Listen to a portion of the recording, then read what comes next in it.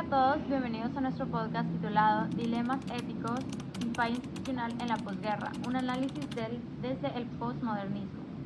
El día de hoy, Ale y yo, Fátima, vamos a conversar sobre la película The Whistleblower o La Verdad Oculta, una historia que está basada en hechos reales que expone la corrupción, la trata de personas y el encubrimiento detrás de una misión de paz de la ONU en Bosnia.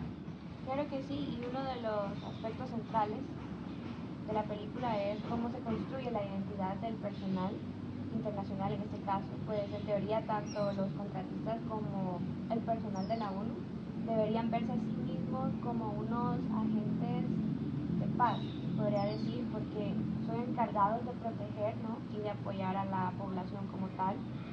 Pero la película muestra que en la práctica muchos adoptan una identidad distinta, una identidad que surge del abuso de poder, sobre todo de la falta de supervisión y la impunidad. Exacto. Y ese contraste encaja pues perfectamente con el enfoque postmoderno, pues este cuestiona estas identidades ideales que las instituciones quieren proyectar. Esa identidad, más que un rol fijo, se construye dentro del contexto. Por eso vemos que aunque la misión tenga un discurso humanitario, muchos de sus miembros terminan actuando como agentes de corrupción o encubrimiento, más que como defensores de la paz.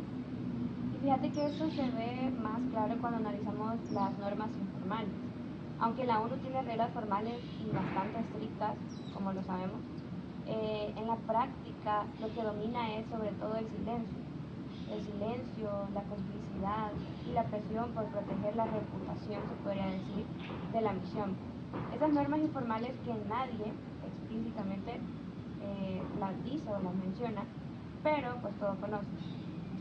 Sí, pues y es bastante preocupante porque estas reglas informales prácticamente destruyen el propósito original de la misión.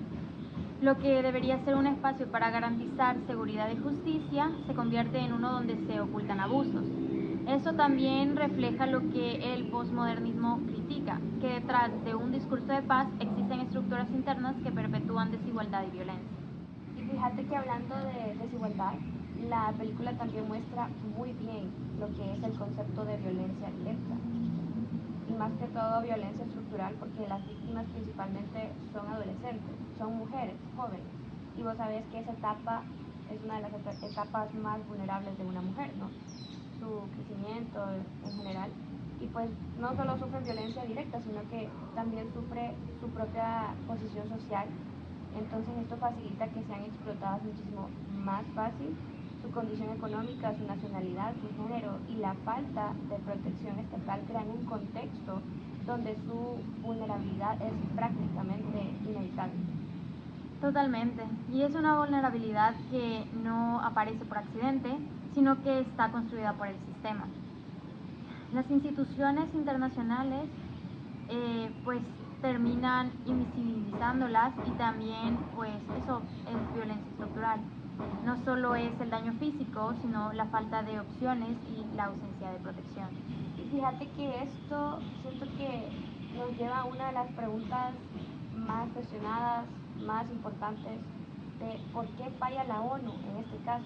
Para mí es claramente una falla estructural, no sé cómo lo veas vos, es una falla estructural donde la organización es tan grande y depende de tantos actores, incluyendo empresas privadas, que pues la responsabilidad se va diluyendo, se va degradando. Entonces, sobre todo esto, hay intereses políticos, presiones internas y una burocracia enorme que hace que las situaciones graves como estas se oculten y no se tomen como de la importancia que deberían de tomarles.